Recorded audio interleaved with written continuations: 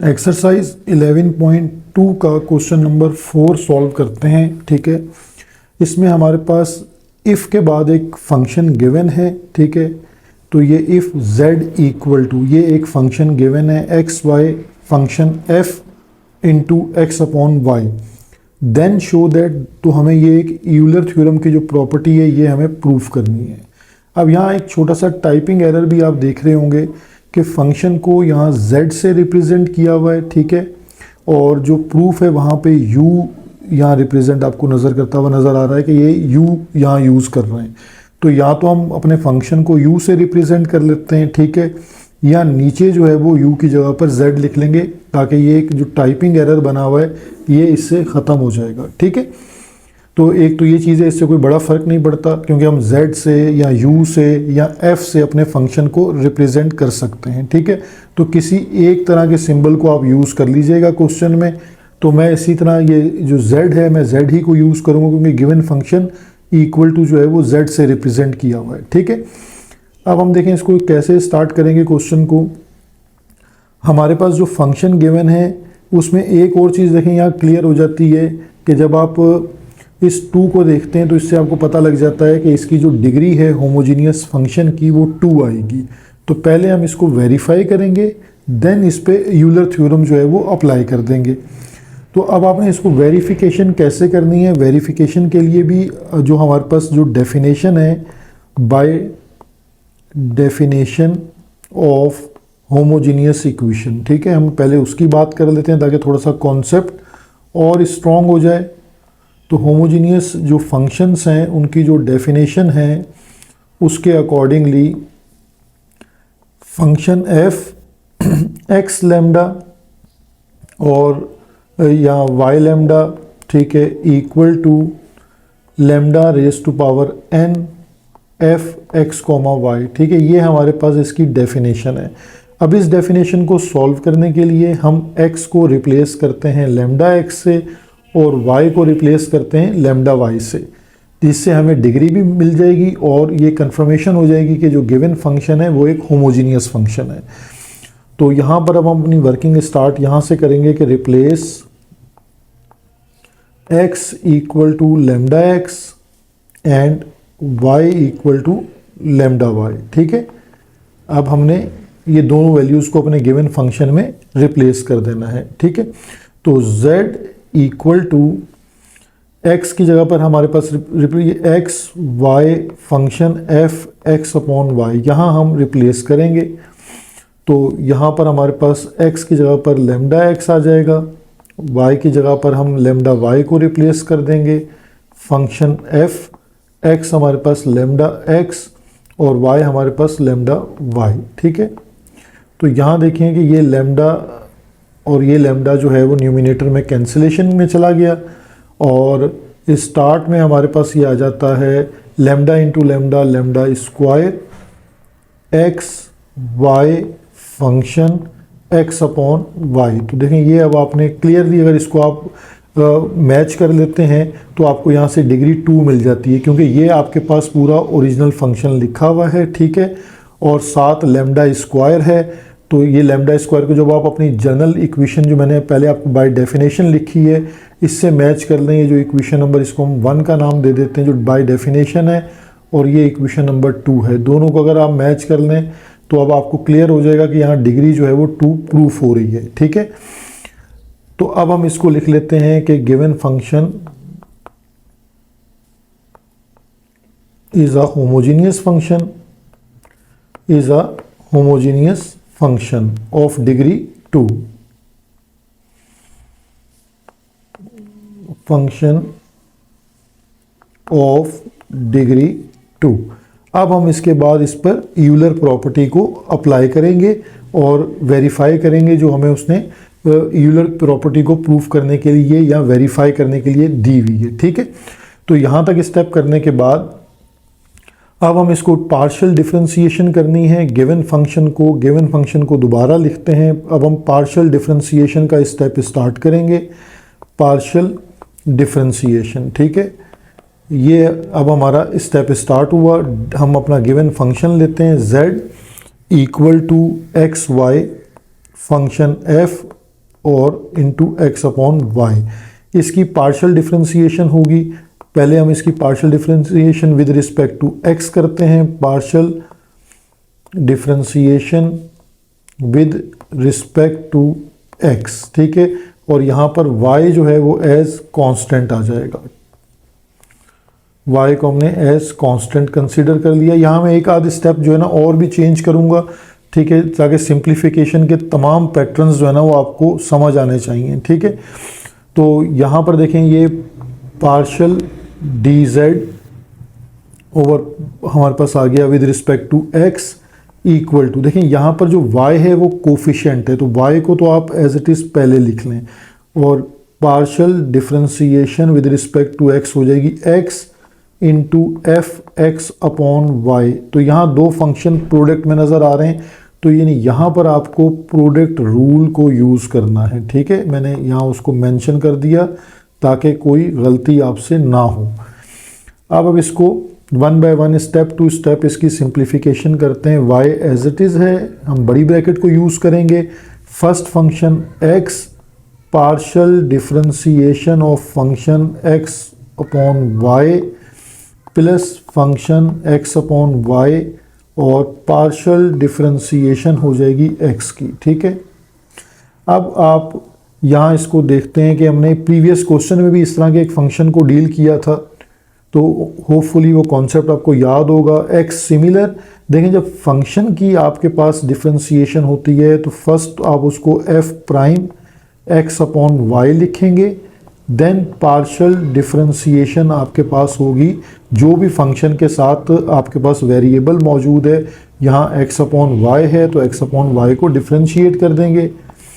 अब नेक्स्ट आपके पास function x upon y same है और पार्शियल डिफरेंशिएशन ऑफ x आपको पता है कि 1 हो जाएगी, तो ये आपके पास यहाँ ब्रैकेट क्लोज हो गई, ठीक है। अब हमारे पास सिर्फ एक प्रॉब्लम रह गई है कि हम इस प्रॉब्लम को सॉल्व कर लें, ठीक है। अब इसमें भी देखिए हम पार्शियल डिफरेंशिएशन जब x करेंगे, ठीक है, तो x की डिफरेंशिएशन 1 हो जाएगी और ये 1 अपॉन वाई जो है वो कोफिशिएंट है, तो ये 1 upon y as it is रहेगा। तो अब आपने y एज इट इज़ है आपके पास और ये x है f prime x upon y as it is है, ठीक है। और x की डिफरेंशिएशन 1 होगी और 1 अपॉन वाई जो है वो एज कोफिशिएंट जो है वो इसी तरह इसमें लिखा जाएगा 1 अपॉन वाई, और x की डिफरेंशिएशन 1 हो गई, ठीक है। F x upon y similar आपके पास है, ठीक है। अब यहाँ जो मैं आपसे कह रहा था कि मैं एक स्टेप को चेंज करूँगा, वो स्टेप क्या होगा, क्योंकि आपको पता है कि यूलर प्रॉपर्टी में D z over d x को x से मल्टीप्लाई किया जाता है, तो वो जो x से मल्टीप्लाई करना है वो भी आप यहीं पर कर सकते हैं कि मल्टीप्लाई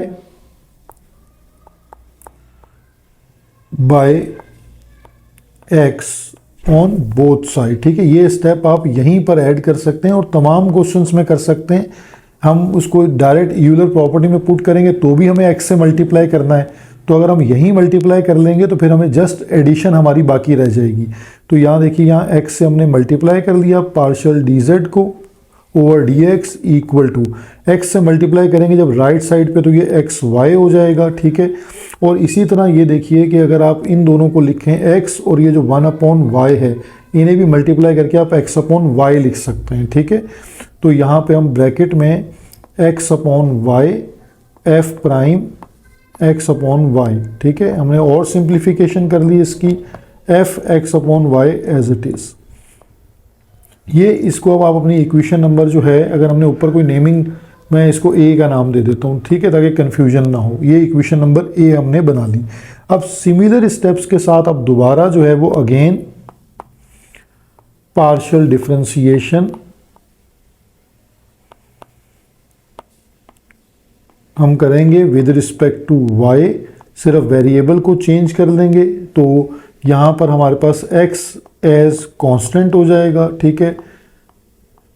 और अब हम अपने फंक्शन को जब पार्शियल डिफरेंशिएशन करेंगे तो ये हो जाएगा partial differentiation with respect to y, और यहाँ x क्योंकि वो आपके पास आ जाएगा एज कांस्टेंट आ जाएगा, तो हम x को पहले लिख लेंगे और पार्शियल डिफरेंशिएशन जो है वो अब अप्लाई हो जाएगी y f x upon y पर, ठीक है। ये आपका फंक्शन है जिस पर हमने पार्शियल डिफरेंशिएशन अप्लाई कर दी। एक्स को हमने एज कोफिशिएंट जो है वो पहले लिख लिया। अब आपको यहाँ पर भी as it is product rule लगाना होगा। प्रोडक्ट रूल के अकॉर्डिंगली ये डिफरेंशिएशन कंप्लीट होगी। अब x देखें एज इट इज़ है, हम ब्रैकेट को अप्लाई करते हैं। y partial differentiation of function f x upon y plus function x upon y और पार्शियल डिफरेंशिएशन हो जाएगी y की, ठीक है। ये वही स्टेप हैं, सिर्फ इसमें अब y को हम फोकस कर रहे हैं, पहले हमने x को फोकस किया था।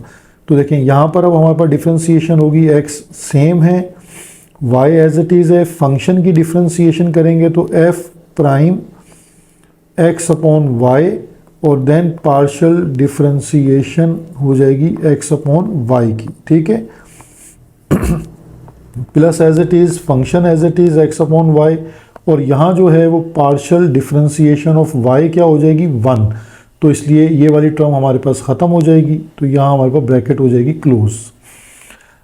अब हमारे पास जो प्रॉब्लम है वो ये है कि हम इसकी डिफरेंशिएशन करेंगे, ठीक है।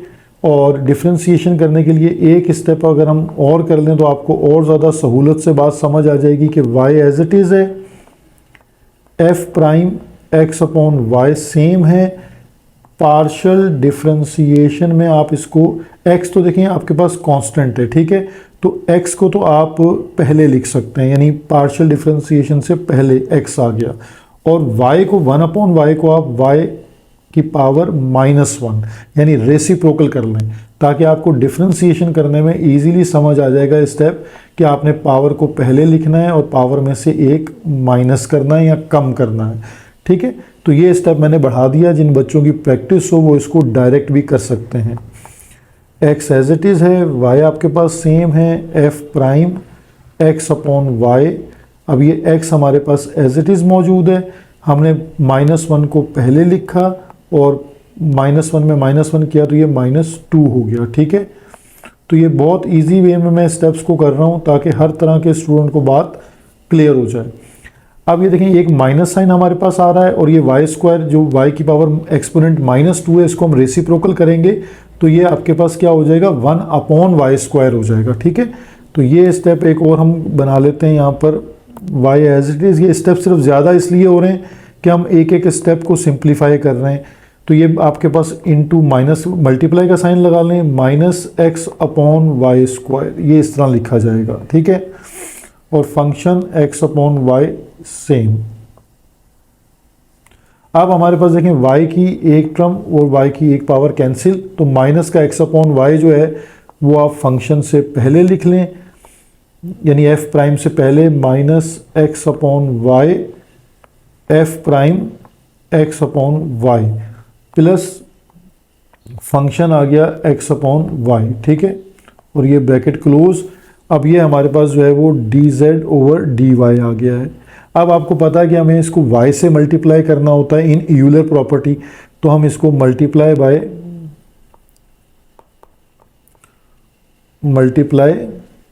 बाय y कर लेते हैं बोथ साइड, ठीक है। दोनों साइड पर हमने इसको y से मल्टीप्लाई कर लेना है, तो लेफ्ट साइड पर लिखा जाएगा ये y और पार्शियल डिफरेंशिएशन का सिंबल आ गया, और राइट साइड पर ये x multiply by y xy हो जाएगा, और ये -x upon y f prime x upon y plus function x upon y, ठीक है। ये सेम आ गया आपके पास, और ये हमने इसको इक्वेशन नंबर बी कंसीडर कर लिया, ठीक है। अब आपने सिर्फ यूलर प्रॉपर्टी आपकी प्रूफ हो जाएगी अगर आप इक्वेशन नंबर ए और बी को ऐड कर देते हैं, ठीक है।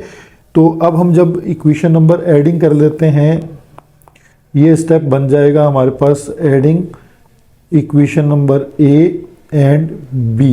इन दोनों इक्वेशंस को हम एडिशन में लिख लेते हैं। तो पहली हमारे पास थी x और partial differentiation with respect to x plus, और दूसरी b में हमारे पास था y partial differentiation with respect to y। अब यहाँ हमारे पास जो दोनों आंसर्स की राइट हैंड साइड्स हैं उनको भी हमने एडिशन में लिखना है। तो हमारे पास ये साइड बन रही थी x upon y f prime x upon y plus function और एक्स अपॉन वाई। ठीक है, ये थी पार्शियल हमारे पास d z over d x की वैल्यू। अब इसमें हम ऐड कर लेते हैं partial d z over d y यानी इक्वेशन नंबर बी की वैल्यू, यानी x y minus x y f prime x upon y plus function x upon y. ठीक है, ब्रैकेट क्लोज। अब देखें ये हमने दोनों इक्वेशंस को एडिशन में लिख लिया। ठीक है, यानी हमने इसमें सिर्फ ये इस स्टेप में ये हुआ है कि अब हमने ए और बी को ऐड किया तो हमारे पास लेफ्ट हैंड साइड पे आप देखें ये पूरी आपके पास यूलर प्रॉपर्टी आ रही है और ये किसके इक्वल आनी चाहिए, जो क्वेश्चन को अगर आप देख लें तो ये 2z होनी चाहिए।